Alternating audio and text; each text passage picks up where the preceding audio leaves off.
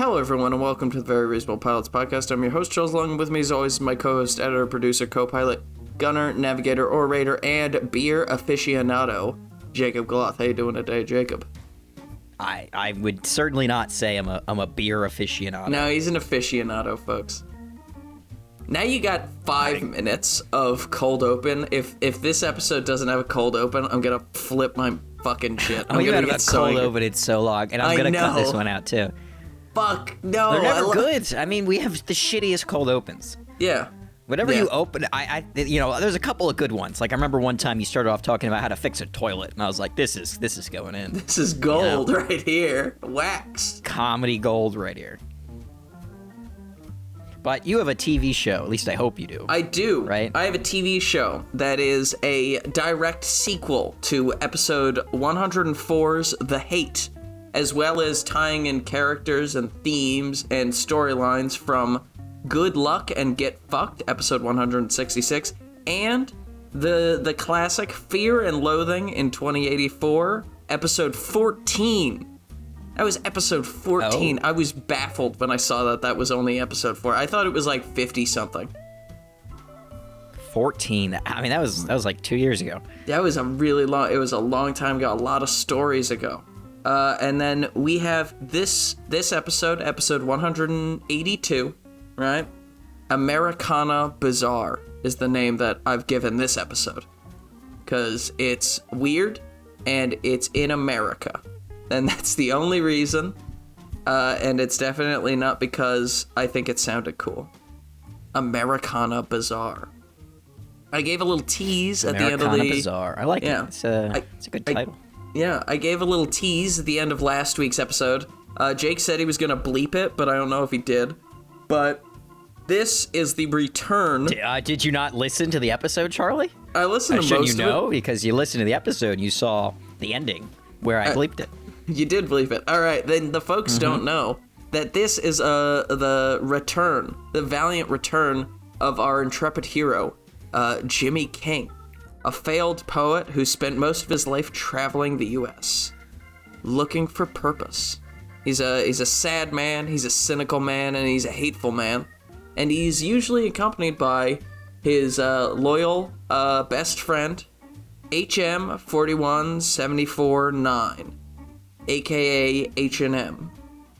A clone human who has grown to do manual labor in outer space mines and so on and so on and so forth, but has since been granted freedom via legal proceedings, and therefore is now back in the U.S. and traveling the world with Jimmy King. Traveling the U.S. with Jimmy King, not the world. We're not going to the rest of the world yet. This is Americana Bizarre, all right? It's about America, all right? And this show is, it's going to be bringing a lot of characters from a lot of previous episodes. You know, you maybe won't remember all of them, and that's okay. I'm not going to get mad at you. Jake might, but I'm not going to get mad at you if you don't remember all the characters from Good Luck and Get Fucked, because if I'm being honest, I don't remember all of them either. But while I was writing this, I had a really good idea that was like, oh, that should be that guy from that show. And so I just wrote it in. You know, it just, if you want, you can go back, you can have a listen. Tell me what you think. Enjoy. But right now we're going to get into it. Get into the nitty gritty of the show. Oh, turn the page, folks. Everybody watch out. We're turning the page. Episode 1. Jimmy King finds himself wandering the desert alone. After stopping on a cliff face, he surveys the landscape. Nice. With a curt nod, he begins to dig a small hole. Into the hole, he pours ashes. And with a hollow thud... God, I don't know, I've got mush mouth today. Maybe it's the beer. That might be it. With a hollow thud, the unmistakable eyepiece of H&M falls into the hole. He kicks the dirt and dust over his friend's grave and lights a cigarette. After a long, Charlie, thick you did drag, not just kill off. Yeah, H&M I did. Off screen. H&M is dead. The heart and soul of Didn't Fear even and Loathing. See it, just dead. Boom. Exactly. He's dead. And we're going to find out why in a bit, and it's going to be very much keeping with the universe and with the sadness that follows Jimmy King around like a rain cloud, right? I like to think that the actor for H&M will have he sort of Harrison Ford's it, you know? He was like, all right, I don't want to be in this fucking thing. Oh, that would be funny. No, but he is in this show. He's in flashbacks and stuff. There are a few flashbacks. He's still got to show up to set. Yeah, he's got to show up to set. He's got to be bald. Like, I hope the guy who does H&M really likes it, because if he doesn't, he will hate my guts. Because I'm like, he'll read the script, he'll be like, yes, I'm finally dead. And then he still has to shave his head and, like, show back up. You know who I was thinking for H&M to cast? Nick Offerman. Who? And you pick him a lot. I like Nick Offerman. But I always imagined H&M as being kind of like a dude who's like a little bit past, like he's a little bit, fat. He's a little heavy set. He's middle-aged and completely hairless. And I think shaving Nick Offerman to be like no eyebrows, no nothing would be pretty funny. And B, he kind of fits the rest of the vibe because H&M is a really happy-go-lucky guy, and I feel like Nick Offerman could be if given the right material. But back to the story. After a long, thick drag of his cigarette, he begins to walk back to the highway. Hours and hours of hitchhiking go by before he finally gets a ride. The robotic driver is an older model with a greater respect for human life, and he decides to pick Jimmy King up. He rides for hours. The day turns to night, and Jimmy arrives at the transport's destination. Swallow Marsh, population 3,000. Jimmy lights another cigarette and walks into the local dive bar. The tender puts a glass of whiskey in front of him, and the two men closest to Jimmy move in. After a few minutes of questioning, Jimmy becomes belligerent and rude, and he begins his tirade of curse words at the two men and the bartender as they close in. Then we cut back to the outside of the bar and they throw him out the window. After a vicious beating by the men, Jimmy ends up in the local jail cell. He falls asleep bleeding in his cell, and as the dive bar closes, the barman shuts down for the night. An unseen figure approaches the bar. A look of recognition and then fear strikes across his face before the screen goes black. The barman's dog barks and growls until the mysterious figure kills it in gruesome fashion, with the squelching of blood and bone being our only clue. That's the end of episode 1. It's very quiet. You had to kill a dog, didn't you, Charlie? Yeah, I had to kill a dog because I wanted some gore to happen in the first episode. But you're like, well, no one will give a shit if the bartender dies, but if we kill a dog, that's how we get people to care. Well, actually, the bartender becomes not a main character, but it becomes a slightly more important character, right? So this episode, right, we're setting it up. Jimmy King, he arrives at this dirty, gross, tiny town in the middle of these like marshy, swamps, right? I'm thinking very much kind of like Louisiana kinda like vibes, like it's very much there's like we wouldn't put it so much on the nose that there would be like gators around, but it would definitely be like they're outside of the town. The nature that still exists is very dangerous. And so the only like real respite you have is to come into this town, but it's a really small town, and we're gonna discover the family feud that engulfs this town. Oh, Hatfields and McCoys. Exactly. Well, you have to. If you're going into a small town in the South and you have an outsider character, you have to do a Hatfields and McCoys, Capulets and Montagues style situation. Yojimbo. Yeah. Have you seen Yojimbo? No, but I've heard people say. Well, that's the movie Yojimbo. that what's the classic? I think it's the first Clint Eastwood movie. Okay. Not The Good, the Bad, and the Ugly. The Man with No Name or something like that. Mm-hmm. Or no, it's Fistful of Dollars. That's exactly the premise. Like he comes into the town, the town. And he's like, there's two families that are feuding over the town. He's the the gunslinger that sort of mixes things up, which is the same exact plot as Akira Kurosawa's Yojimbo, except it's a samurai in that case. That makes sense, yeah. I think Kurosawa did it first. So I want the vibe of this episode to be very much, they don't like you. These people don't want you here. And sure, the bartender gave you a glass of whiskey, but he gave you a glass of whiskey to loosen you up so that you tell the people around, like, in the bar, why you're here. And Jimmy King, having just buried his best friend in the entire world, and the only person he's ever truly cared for besides himself, is not in the mood to be questioned by these, like, hillbillies, right? So he just starts getting rude, and he starts, like, throwing bottles and cursing people out and all this shit. But we notice when he gets, like, attacked, he puts up no fight.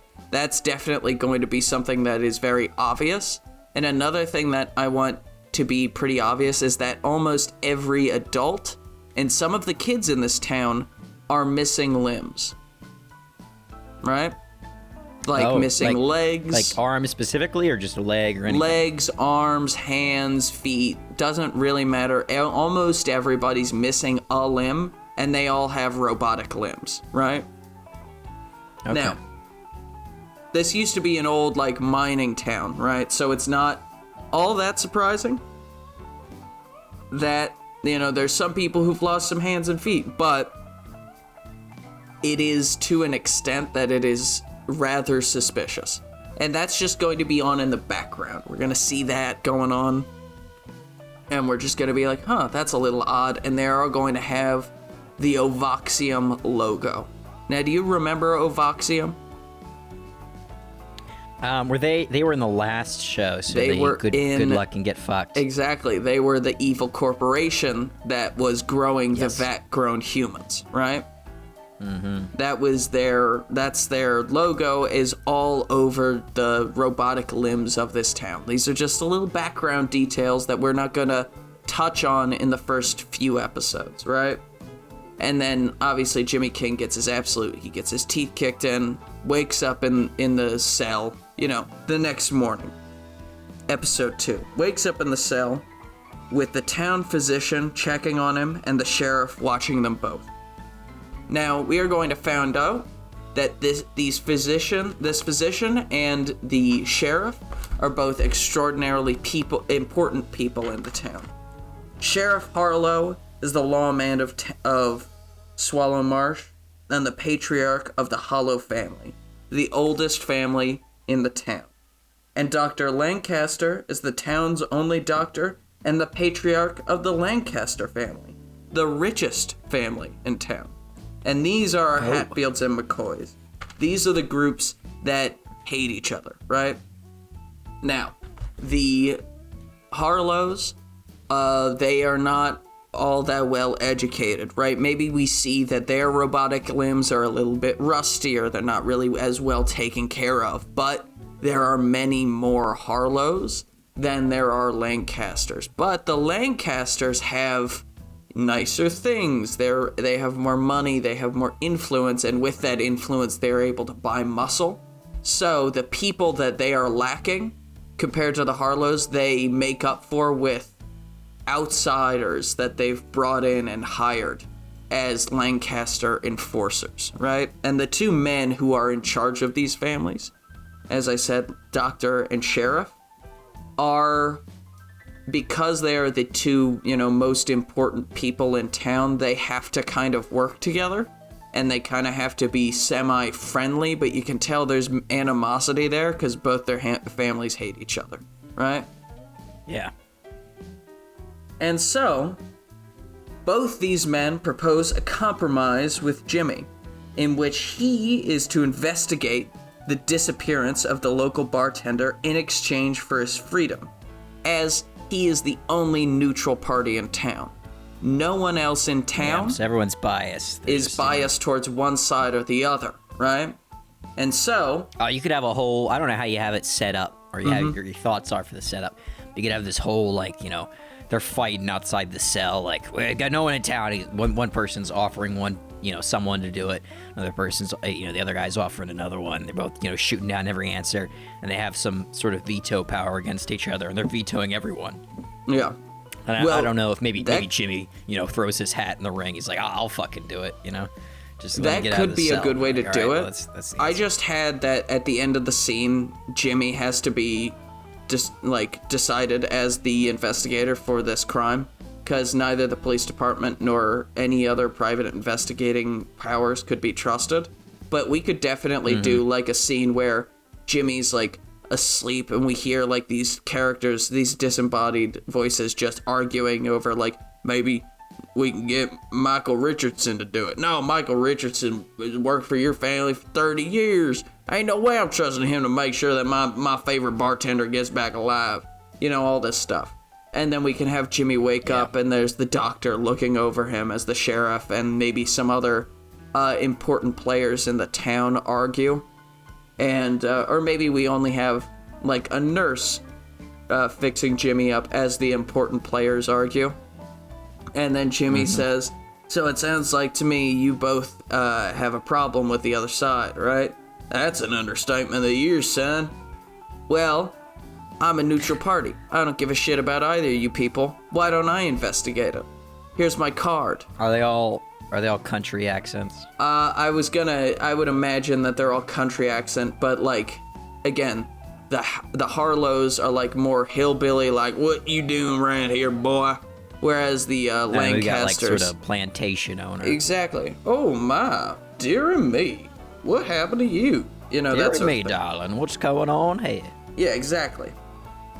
And so they decide that yes, Jimmy King is the only person that can really be trusted to help figure out who kidnapped or murdered the bartender, right? And so he is set up with a cabin that's on the outskirts of town, but equidistant between both the Harlow family home and the Lancaster family home, right?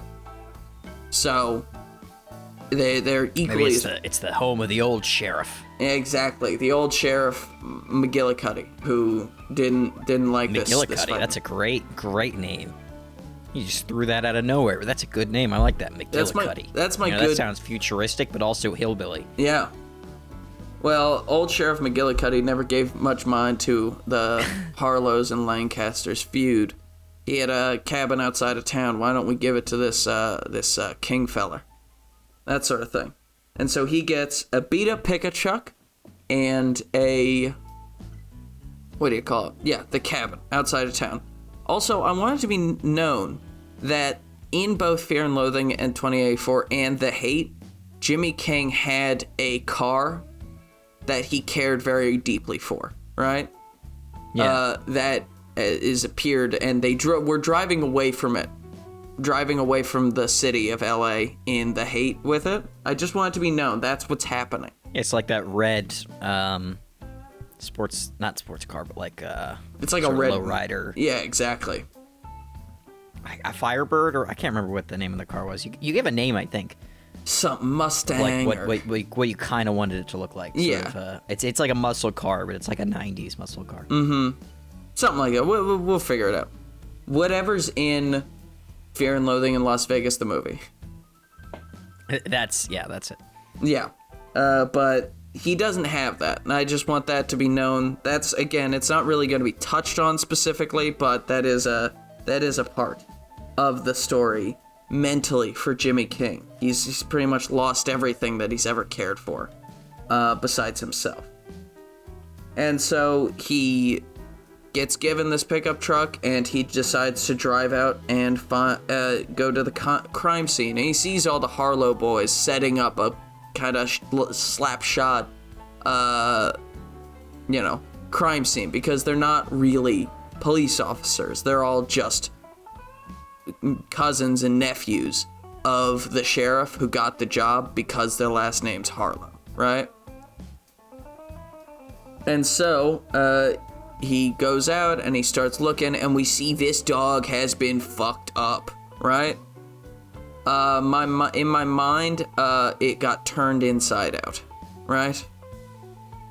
Like the dog's just is inside it the same killer from that one show? It's not. I but don't know if you remember what I'm talking about. Yeah, I do. The like nun western show.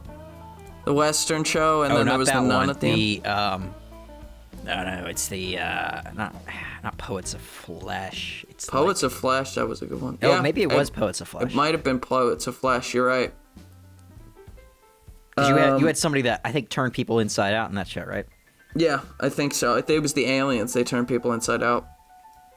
Yeah. No, maybe it wasn't Poets of Flesh. Maybe it was a different show. No, you know what? I'll come back to you in a second here. Yeah, doesn't matter. It doesn't super matter. He investigates the crime scene. You know, he's utilizing his features. Death's Many Face. That's what the name of the show. Death's Many Face. Yeah.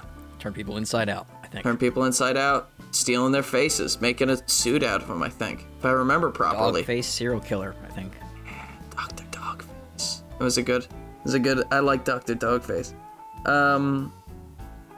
Yeah, utilizing his like futuristic augmentations and cybernetic implants, right? He's able to pretty easily discover fingerprints, right? They're fingerprints at the scene of the crime. Nobody else thought to look for that, again, because they're not actually detectives or police officers. They are country bumpkins with a special last name. Right? And they're so used to forging evidence, they're not used to actually gathering real Exactly. evidence. But this is a guy that everyone liked. He's one of the few outsiders that was embraced by the community because he had a bar and he served everybody equally. You could have a theme because, you know, we have to, a way for this criminal process in the city to be governed is like, you know, one person. Didn't you say one guy's the sheriff? Yeah. Okay, and then you can have somebody in the other family is the judge. So he'll constantly bring, other people up for trumped up charges, but the judge will always let them free. So the law enforcement system is basically at a standstill. Yeah, that makes sense. That's good. I like that. And so all the criminals on both sides of the family just get to go free. Which is good. Yeah. And so he figures out... Which is good, yes. Yeah, it is good. It is a good thing for the world, and I think all criminals should go free.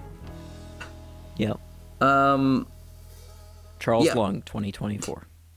He has found fingerprints at the scene of the crime, and these fingerprints bear, they have a logo on them, right?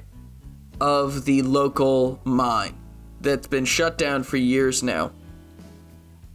But it is unmistakably the logo of the mine. And after showing it to some of the boys that are around, he is like, oh, that's the mine nearby. Okay, I'll go there and see what's what, right?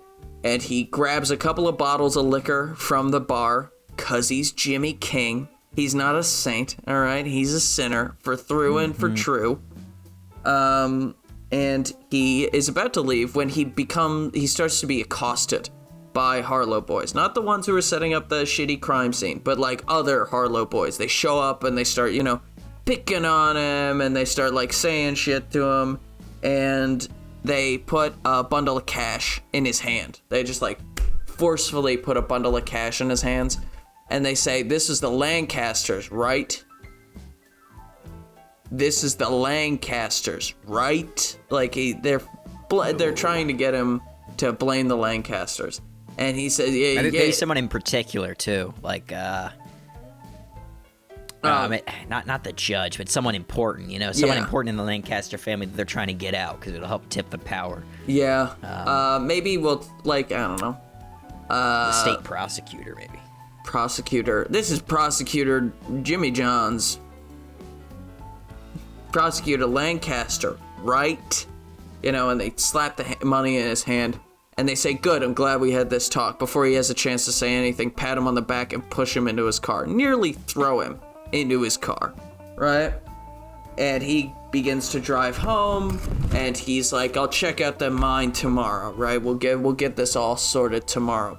And then he shows up at his house, and sitting on his front porch are a bunch of Lancaster boys with some hired muscle with them. And they put a bundle of cash into his hand after threatening, not overtly threatening, but they get the big guys to the hired muscle to crack their knuckles, and they say, you wouldn't want anything to happen to this beautiful old house, would you? Put it in his hand. This was, I don't know. Think of another. It could be a prominent business owner in the Harrows family. So, what'd you say? They're big. It could be a big money maker for them, like the head of the mining corporation's son, whoever's in charge of the mines' son. Yeah, or they're saying it's him.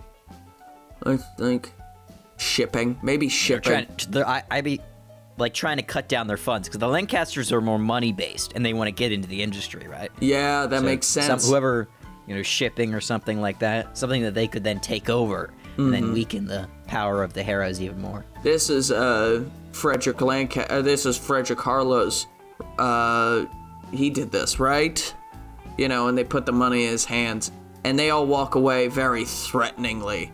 Begin to just wander into the darkness of the woods, and yeah. Jimmy goes into the house, and he just like rubs his temples, and he's just like, oh my god, what the hell have I gotten myself into? As he opens up a bottle of liquor and takes a big swig and lights a cigarette. End of episode 2. Episode 3. A very familiar looking car rolls into town. Very familiar cherry red convertible car rolls into town. You might have remembered it from a different show. And a hooded woman steps out, carrying H&M's blinking eyepiece, the one that was buried at the very beginning of the show. Oh. And a scanner. His girlfriend from the other show? Oh, yeah, you called my bluff. Yes. And a scanner that's just giving off the beep, bleep, bleep. Right, that sort of thing. She walks into a local store and asks about Jimmy King. Jimmy King is sitting at home poring over his whiteboard with the red strings connecting everything. And he goes to check out the old mine. Finds nothing on the upper layers of the mine, but as he descends deeper and deeper into this dilapidated, abandoned mine, he realizes something. As he gets lower down, closer to the ground, the machinery becomes more maintained. It becomes newer, it becomes a nicer machinery, right? Oh. And he can notice the Ovoxium logo on just about everything, and that's odd, and he looks around, and this machinery is just, it's everywhere, and it's clean, and it's mechanical, right? And he gets down pretty low in the mine, and it didn't happen when he's there, but there is a mine collapse that blocks his path. Like, he can't go any further. There's a collapsed mine there. So he's like, oh, well, this is a dead end, quite literally. I better go back up. And as he, ascends back up the mine, he goes into an office, and he sees on the wall there's Dr. Lancaster and Sheriff Harlow, and in between them is a man with his hands on both their shoulders with a big smile on his face, right? And underneath of this man is written Mr., and then there's just a blank. Like just Mr. and then a line underneath it. Yeah. Now, this is going to be the same character who was the prosecuting attorney in Good Luck and Get Fucked.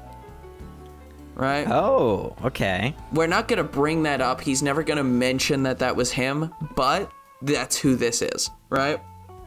Where was I? Yeah. So he decides to go into town and start asking about this Mr. Blank, right? He seems like he knows the two guys in charge very well, and he seems to have gotten them working together more so than he's seen, like, more cooperation there than anywhere else. And maybe we'll have more clues in the manager's office in the mine of them, like, working together, maybe them, like, sharing a laugh or, like, shaking hands or whatever. And he's like, Jimmy King's just like, why are these two men who seemingly have hated each other their entire lives laughing together and smiling and working together. That seems weird. This Mr. Blank is the only connecting tissue between these two, so I need to find out who he is. And so he goes in, he starts asking Harlow boys, right? You know, he maybe cut the picture out. Who is this guy? You know this Mr. Blank? Who the fuck is he? It's important in the investigation. Who is this guy, right? That sort of thing. And then the Harlow boys are like, no, I don't know. But you can tell they know. Their eyes get wide, they get like stuttery, and then they just start walking away as quickly as possible. Then he goes up and he starts asking at Lancasters, who are these guys? Who is this guy? What's he do here? Why won't anyone talk to me about him, right? And all the Lancasters just kind of shun him and don't bring him up, right? Yeah. And finally, Jimmy King gets sick and tired of the runaround, and he goes and he finds the two patriarchs of these families. He finds the doctor, and he finds the, what do you call him? Sheriff. And he says, Sheriff. I need to figure out who this guy is. I think it might be connected to the disappearance, right? And the sheriff finally, he relents. He says, fine, that's Mr. Blank, all right? He's Voxium's lawyer, all right? They decided to do right by us because we're a company town through and through, and he's organized with the company to get us our robotic limbs, our cybernetic augmentations, right? After battles or accidents or the limb disappearances, right? He gets us replacements. And Jimmy King's like, wait, what? Limb disappearances? Yeah, it's not connected to the the bartender going missing. That has nothing to do with it. All right, focus on that. The limb disappearances have nothing to do with it. And that's the end of the story. Now, keep your yap shut and get back to work, right? And they both kind of echo the same sentiment. And so Jimmy King just kind of like amazed that there's this whole like section of the town, like this whole thing that he doesn't know about, that there's all these limb disappearances that are seemingly commonplace here, that somebody will just wake up without an arm and he won't know why. But Voxium fixes it, and it's okay. And with that, he decides to get back into his pickup truck, and he drives all the way back to his town on the outskirts, his house on the outskirts of town. And in there, in the darkness of the house, he gets in, and there's a woman sitting in a comfortable chair, legs crossed, the handgun pointed at him. Jem takes off her hood and looks up. Hey, Jimmy. Been a long time. End of episode 3. Ooh. Right? So Jem's there. She's not happy. Right? Episode 4 starts. Jem starts, berating and talking to him like, why'd you kill him, Jimmy? Like, he was the only one who ever cared for you. He's the only person who could put up with your nonsense. Why'd you kill him? All this stuff. And at this point, we don't know why H&M has died, so it's, Yeah, so we're starting to think maybe Jimmy did it. Maybe Jimmy might have killed him, and she's still got a gun pointed at him, right? And he, is, like, just saying, like, can we put the gun away? Put the gun away, I didn't do anything. Can we put the gun away? And she's like, you know what? You're right. She drops the gun, and she jumps on him. Like, she's like, I'm gonna fucking kill you with my bare hands. I'm not, you're not getting an easy death, because you killed H&M, the man that I loved. She was his love interest in episode 104, The Hate, everyone, if you were interested. I'm really plugging our previous episodes, all right? And so she's got him pinned to the ground, choking him out, and he's like begging her to please stop, I can explain this, you need to stop, right? And she won't, and so he like pushes her over, and he grabs a pair of handcuffs that he got from the sheriff, and he manages to like hook it around her leg and to the radiator after a bit of a scuffle, and so he's able to figure out how to solve this problem non-violently. We've noticed Jimmy King, who in the past is not afraid to pull a gun or hit a woman or smack somebody in the back of the head, He's not being violent, right? At all. Just something to notice. And Jimmy explains that H&M, because of his status as a vat-grown human, he was implanted with an expiration date by Ovoxium. That expiration date was 3 months ago, or whatever. Not 3 months ago, let's say 6 weeks ago, right? Was his expiration date. He died peacefully next to me, but I'll never forgive myself for what I did to him and you, right? And we're just gonna leave it at that for right now. And she, calms down. She's like, I'm not sure I believe you, right? He throws her like a booklet or a pamphlet or something that explains that his model has an expiration date. And so she's like, fine. I still don't like you, but you didn't kill him. I give you that, Jimmy. And then he explains the whole situation, the whole scenario with disappearances, and there's people going missing, and dogs getting turned inside out, limb disappearances, and this whole crazy fucking family, this feud shit. And she decides to help because she knows Ovoxium is involved in this. They both do at this point. And, if she can't take revenge out on Jimmy, she can take revenge out on Ovoxium, right? So, Jem decides that she's gonna help Jimmy King solve this case, right? But she just still didn't like him. And so they sleep in separate rooms of the house. He sleeps in the bed, she sleeps on the couch, because she's like, I don't want your fucking charity. He offers to sleep on the couch. She's like, I don't want your fucking charity. Jimmy, you're a piece of shit, and I know you are, right? You sleep in the fucking bed, I'll sleep on the fucking couch. We don't have to look at each other, right?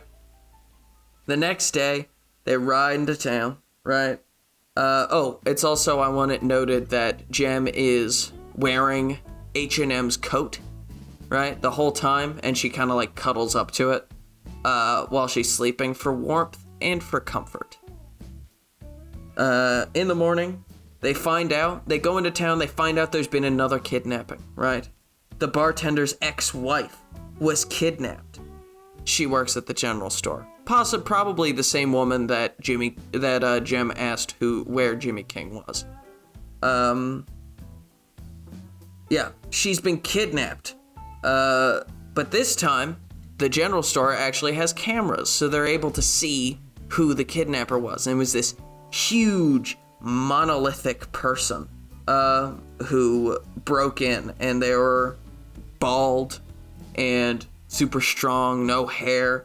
I have an enormous lumbering man thing written down. And Jimmy and Jem both recognize it immediately as a vat-grown worker, the same as H&M, with no cognitive implant, so unable to think. Just a lumbering, mindless creature. Also, I want it to be known that this time the violence escalated from a dog to a person. Specifically, the security guard for the general store who tried to stop this creature from taking this woman. It ripped him in half. Bad news bears all around. Real gruesome stuff, right? And so that's when the little girl, who is the daughter of both the bartender and the general store manager, right? The little girl of this ex-couple comes up to Jimmy King and asks him to make sure that her dad and her mom get home safe, right? That's a little bit of pathos for you. Because Jimmy King of Fear and Loathing in 2084 would have just told her to piss off. Or been like, what, you got the cash for it? But this Jimmy King, he doesn't like get on his hands and knees and like give her a fucking lollipop or anything. But he says, I'll do my best. Don't worry, I'll do my best. That's all I can tell you, Yeah. Because Jimmy King growing as a person. At least we think he is. Oh, character development, maybe. Yeah. And so, after Jem and Jimmy have finished investigating the crime scene at the grocery store, they come out and there is this enormous gang of Harlows, right? These dudes and chicks with shotguns and like pitchforks and shit, and they are not happy, right? The Lancasters, maybe there's a few of them, but they are not really involved in this angry mob, because they are like, you've been here for days now and you haven't figured out anything. You've just gone around asking people questions. We gave you money and told you who the kidnapper was, and you didn't do anything about it, you know? And they're out for blood. Like, if no one stepped in, Jimmy King would be dead after the end of this, right? And so the sheriff, Harlow, is able to calm everyone down. Just calm them down a little bit, make sure that they don't, do anything they might regret. And he's also called in Mr. Blank. Now, Mr. Blank is a slick lawyer man who denies all knowledge, but also gives the duo a clue in that he's meeting with the Lancasters afterwards in order to make a supply drop. Now, this is very weird because Jimmy kind of figured that anyone who can be summoned by the Harlows are not really friends with the Lancasters. But Mr. Blank seemingly is on very good terms with both of them. And also, Jimmy kind of gets the idea that Mr. Blank is not here for him. At least not here to answer his questions, right? And so, yeah, he's there, he's just kind of dismissive of Jimmy and Jem's questions, and then Jem, like, maybe looks over his shoulder while he's sending a text, or maybe she's, like, able to slip something in his pocket and listen to him, that he's going to the Lancasters to make a supply drop or pick up supplies, right? And so they decide that they're going to hand over to the Lancaster mansion and have a look in, because that's where Mr. Blank's going to be. And so that's how the episode ends, with them heading towards the mansion, right?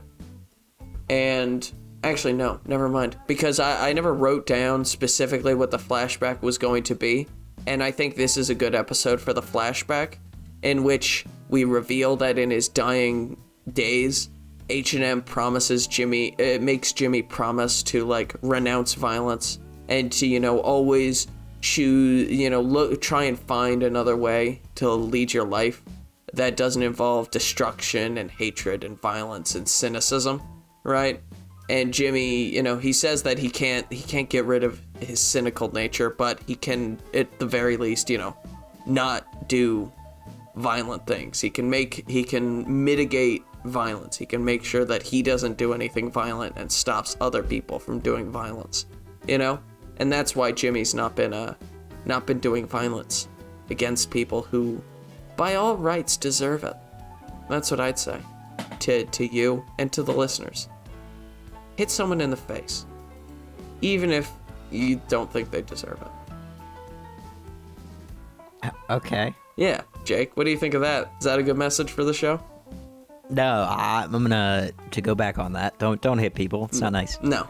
All right, fair. And then after that reveal, he is, Jem and Jimmy decide to go and investigate the Lancaster mansion. And the episode ends with them pulling up the pickup truck in the very outskirts of the mansion, turning everything off, and then beginning to walk towards this huge, looming, enormous, very gothic Victorian era mansion, right? Have you ever seen Crimson Peak? No. No. All right. Well, it's a Guillermo del Toro, like, gothic horror movie, and it's all set in this, like, dilapidated, falling apart mansion. But from the outside, it looks very much put together, and that's kind of how the vibe I want to give of this, like, it's almost a haunted house, that sort of thing. Because this is kind of where we're getting into the set pieces of the horror in this show. So Jimmy and Jem, using teamwork and cooperation, break into the Lancaster family house during the family dinner. So all of the Lancasters are downstairs eating together, and there's no one out. And there's no one upstairs. And so they get upstairs and they begin tearing through the study and the offices of the important family members, looking for evidence, looking to figure out what Mr. Blank is here for, right? And in Dr. Lancaster's desk, they find these schematics for this huge underground complex, way bigger than the mine shaft could possibly have been. Like, Jimmy initially thinks, oh, this is the mine shaft schematics, right? There must be networks underground. But then he and Jem go over it, and they're like, there's no way this could be the mine shaft. This is something else entirely, right? As well as multiple correspondence with Ovoxium and Mr. Blank about supplies and shipments, but it's all very vague, almost as if it's meant to be vague in case anyone finds it. Like that Jem, because Jem is the journalist. Jem decides this is the language someone uses when they're doing something immoral, illegal, or unethical, right? This is they're trying to hide whatever they're doing, because both parties know what's happening here, but they can't have a paper trail. And so with this evidence, they are satisfied. They're not exactly sure how all of the pieces of this puzzle fit together, but they're satisfied, and they decide to leave when they hear this wailing, this moaning coming from the walls. And they decide to investigate, because that could be someone who's been kidnapped, right? That could be the people who've been kidnapped. Maybe it is Dr. Lancaster after all. He's this, evil scientist or something. Maybe that's Jimmy's more outlandish theory, but it could really be anything. And they decide to investigate, and so they get into the dumb waiter, as you do. And this is very much the haunted house episode in which they're avoiding people, and they hear creaks in the walls, and maybe the eyes and the paintings are moving, all this sort of creepy shit. And they get into the dumbwaiter and they lower themselves down, or maybe Jimmy gets into the dumbwaiter and Jem gets into the laundry chute, and they both get down into the basement, and they discover this hollowed out bookcase, and they open it up, and it leads into this vast underground basement laboratory, right, in which they see dozens and dozens of Harlows hanged up by their wrists and their ankles, mutilated, and most, if all of them, are corpses, right, that have been sliced and torn and burned and cut, right, and they're like, what the fuck is going on here? And then they see that one of the people is still alive, right?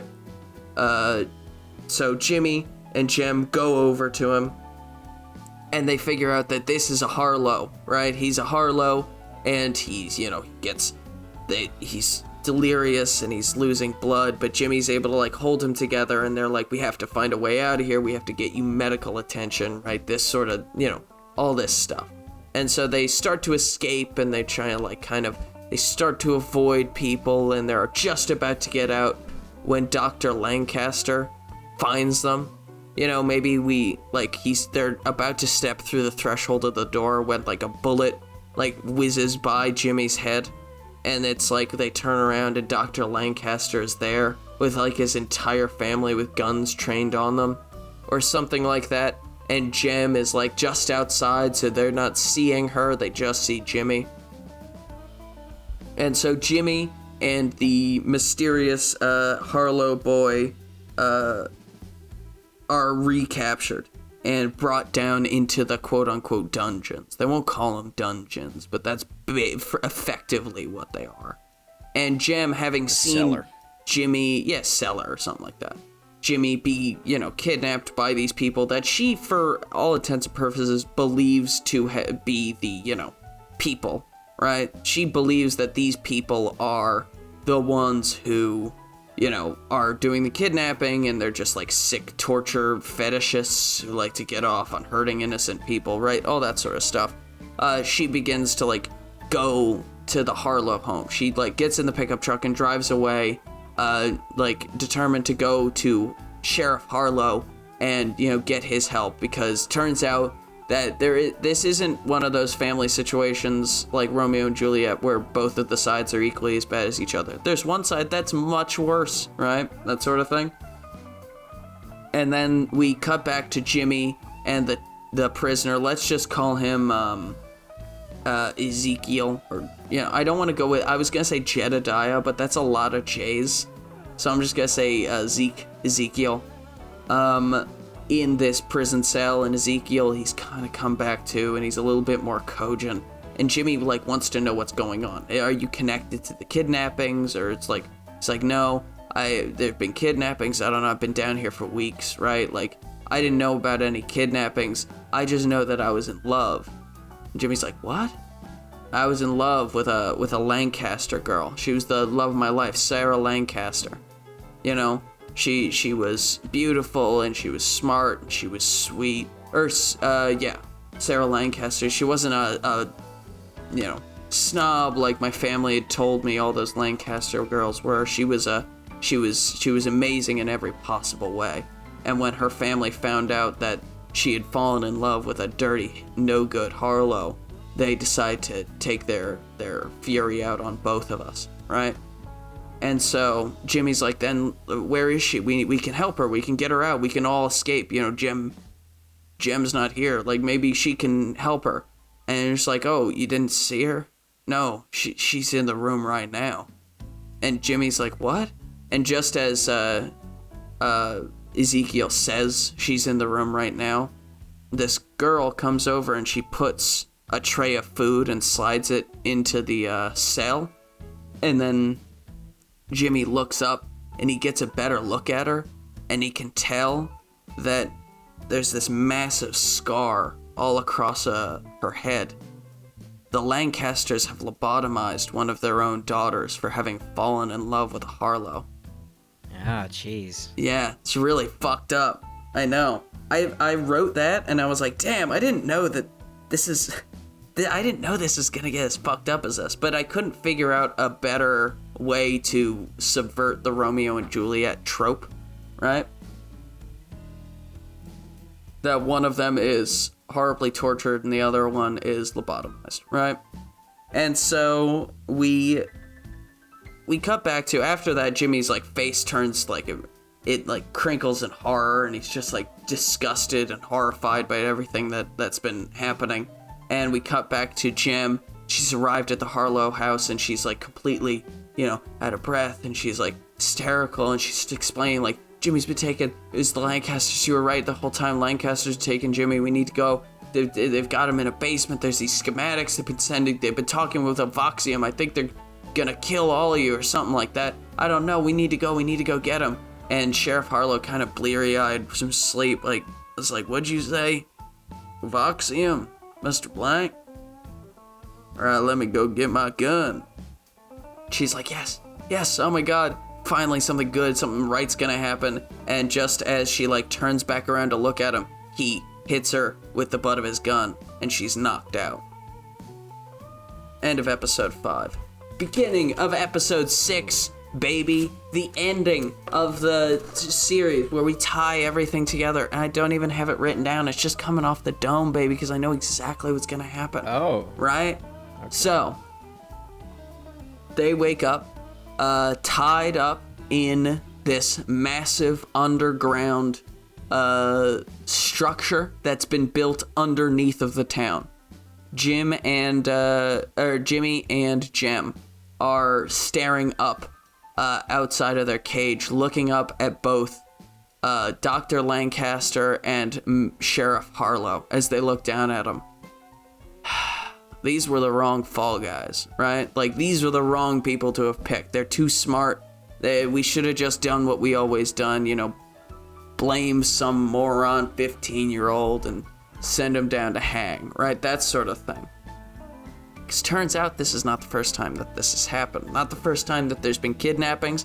Not the first time that they've needed an investigator. But this time they decided, well, we'll kill two birds with one stone. We'll hire, quote-unquote, hire this PI to do the investigating, and then we'll kill them just in some sort of an accident. Because turns out Dr. Dr. Lancaster and Sheriff Harlow have been working together this whole time, alongside Mr. Blank. As he appears out of the darkness, he begins to explain that they've been harvesting limbs from this town for months now, years even.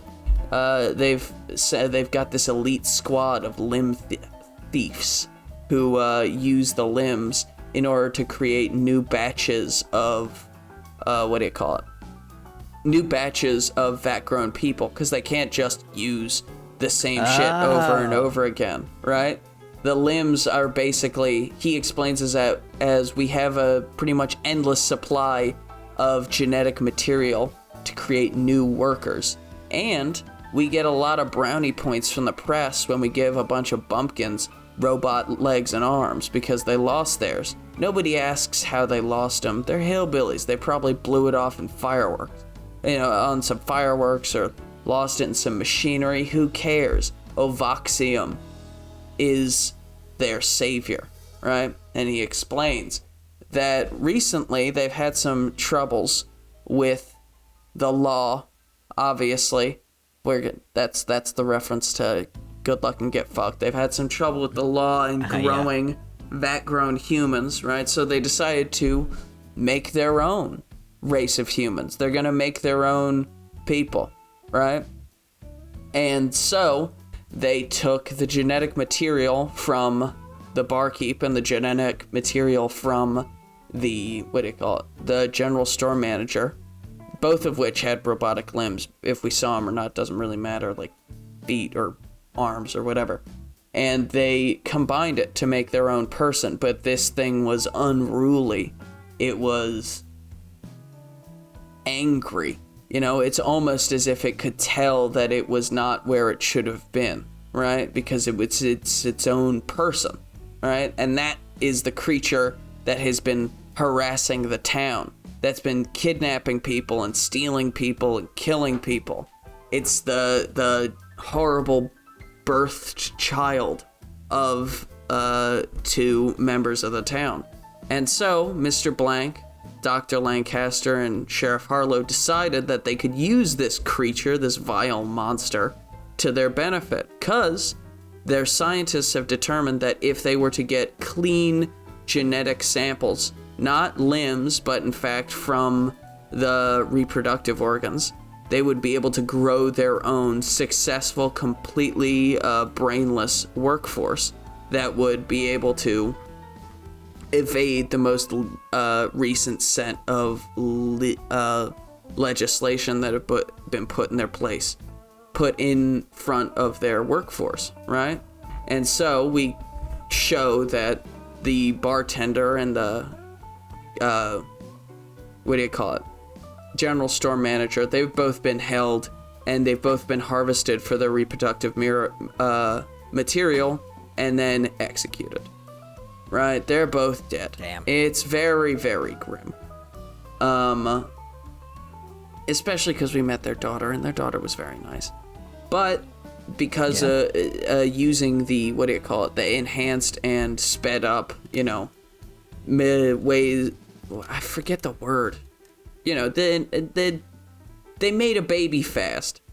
That's the only way I can say it. They used the the sped up aging process technology of having the genetic material that they've already got a baby that's about maybe 6 months old at this point, even though they only kidnapped them a few days ago, right? And then we have this is when we've got oh shit, that's a baby. They've made a new baby, and at that point Jimmy and Jem are absolutely baffled by everything. They realize that this has all just been some corporate scheme, and that the feud between the Harlows and the Lancasters has all been manufactured by the people in charge in order to make sure that the families, they don't ever really question, well, why are our limbs going missing? That doesn't fucking happen to anyone else in the world but to us. And then but it does, because Mr. Blank does reveal that there are little towns like this all over America, just tiny little towns that have been feeding Ovoxium's need for genetic material. Right? And so as this is happening, their minds are being blown, and they're absolutely, completely befuddled and baffled by all of this. And Dr. Lancaster and Sheriff Harlow are charged with, get rid of him, kill him, eat him, burn him. I don't care. You need to get rid of him. And then we can get back to, the business at hand. And Mr. Blank walks away. And as he walks away, Sheriff Harlow and Dr. Lancaster turn to our intrepid heroes, and they decide, well, why not just get rid of him the same way we got rid of that pesky security guard at the general store? Maybe we can have a little bit of a joke here. Like, the reason that guy was murdered by the lumbering man thing was simply because, like, Sheriff Harlow didn't like him. Oh, he's walking around, he's got a badge, he thinks he's a real cop. I'm a real cop. That guy's a fraud, he's a jackass, that sort of thing. Yeah. Just a little bit of lightheartedness to go along with to make the sugar to make all this, medicine go down, all this horrific medicine. And just as, they've decided it, and then they let the lumbering man thing into their cage, right? And Jimmy King and Jem are able to free themselves, and they're kind of in this, like, life or death brawl with this man thing. And it's not a brawl as much as they're just, like, running around in circles to get away from it, when Jimmy King has an idea. He says to Jem, pass me the, the eyepiece, H&M's eyepiece. And as she does, he takes out the most important bit, basically an SD card out of it that was his personality drive.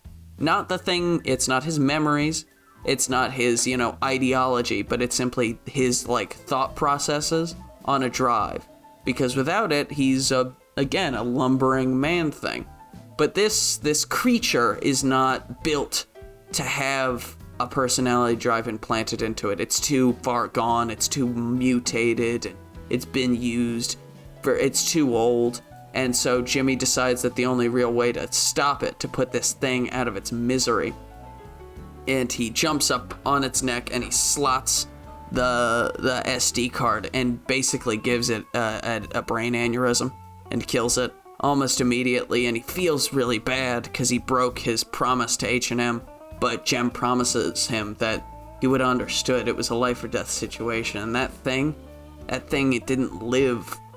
It was just being used, And so Jimmy decides, like, all right, it's fine. He grabs the SD card out of the fallen beast, and he begins to run. He runs through the facility. Like, it's all the not guards. I would say maybe we can have the limb thieves here. I was thinking, like, are we only ever going to mention the limb thieves, or are we going to actually see the limb thieves? And I think it would be good if we had the limb thieves, like, it'd be kind of like the security force of this facility. And Jem, she just wants to escape, but Jimmy's like, no, there's a baby down here. And she's like, it's a baby without a brain. It's just this wad of flesh for Ovoxium to use and abuse. And he said, I know. That's what they thought about H&M too. Right? I'm not going to let just this living thing go to waste down here for the use of this corporation. And so he, convinces her to double back, and they go through and they bust through the natal facility, and they pick up this baby. And they begin running, and they are escaping, and Jem is really doing all of the legwork when it comes to, like, fending off the limb thieves, because they're, highly trained, skilled assassin warriors who are, like, very good at sneaking into people's houses and cutting off their limbs without them noticing. So maybe we can have Jimmy, like, lose a finger and not even notice it until, like, 2 scenes later. It's like, shit, where'd my pinky go? Fuck. God damn, they're good at their job, right? He's, and they're running through the facility, and there's, like, all this stuff going down. Maybe we can have Jem, like, hit a, like, I don't want to have an like a self-destruct or anything stupid like that, because, I hate that shit. when you're like playing a Resident Evil game or watching a movie, and just like they have a self-destruct thing on the big facility, and then it's all good and goes away. Yeah. I hate that, but maybe we can have like there's a release valve, or not a release valve, like there's a release button for the cages that all of the vat-grown people are in, right? And so the like limb thieves are overflown with like thousands of vat-grown people. And a thing I hadn't thought of until right now is it would be pretty good if we got all those vat-grown people to be the actors of the Harlows and the Lancasters throughout the show, right? Because it's all made from their genetic material, right? So they're basically just clones, and we just have them, but they're all like completely hairless and kind of like tubby and, that sort of thing. And they're just attacking and tearing these limb thieves apart because, again, they have no personality chips, so they're completely unable to form like thoughts more complex than like run, kill, eat, fight, that sort of thing. And so as that's happening, Jimmy and Jem escape from the thing, and just as they think they're home free, and Jimmy's got this baby and he's so happy, he's like he's managed to save one life, right? Lancaster and Harlow are there, right? They've both got guns trained on them, right? And they're not happy campers. It's gonna take months to get this facility repaired and back in working order. And while that's being done, Ovoxium's not gonna pay our, it's not gonna pay our wages. They're not gonna fix our robotic limbs. We're basically fucked. You fucked us, Jimmy King. You're a piece of shit. And he's like, I fucking know I'm a piece of shit. And then he pulls out a gun and pops both of them. No, he doesn't pull out a gun and pops both of them. That would be funny, though. Yeah. If he pulls out a gun, holds it sideways, and pops both of them. Right? Bang, bang. And just, they've got the guns trained on them. And then we cut to a different scene entirely of Ezekiel. He's been tossed into a mass grave, right? They assume he's dead, or at least dead enough where it doesn't matter. But he's not. He's just got a little bit of fight in him. Just enough fight that he's able to dig himself out of this mass grave and find his way into the pickup truck, right? Into Jimmy King's pickup truck. And he's like, I need to get into town. I need to go see the Harlows, right? The Harlows will know what to do, right? That's my family. And so he begins driving into town, and he like goes through the glove compartment. He finds this pistol, and so he pockets it just in case. But he's bleeding pretty profusely, and he's like one eye is swollen shut and all this stuff. Like, this guy is really fucked up. And so he's driving into town, and he sees like, well, Sheriff Harlow's finally caught. He must have caught those kidnappers Jimmy was talking about. And then he gets a little bit closer, and he says like, is he standing with a Lancaster? That's the guy who's been torturing me for months. What the fuck?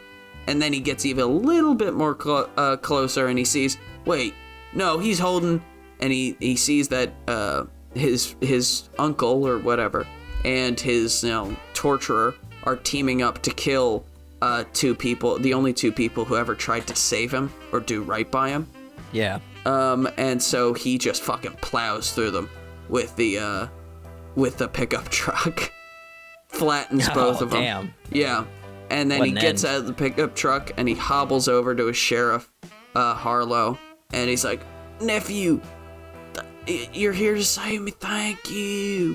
And he's like, not today, you old son bitch. And he blasts him in the face with the revolver. Right? That's the end of the show. Is with Jimmy holding the baby and caring for it, and Jen and helping Ezekiel back into the car, right? To drive to get some medical attention, right? That's the end of the events of the show. Now we just have the epilogue, the wrap up, in which we see Jimmy King gets back into his car, right?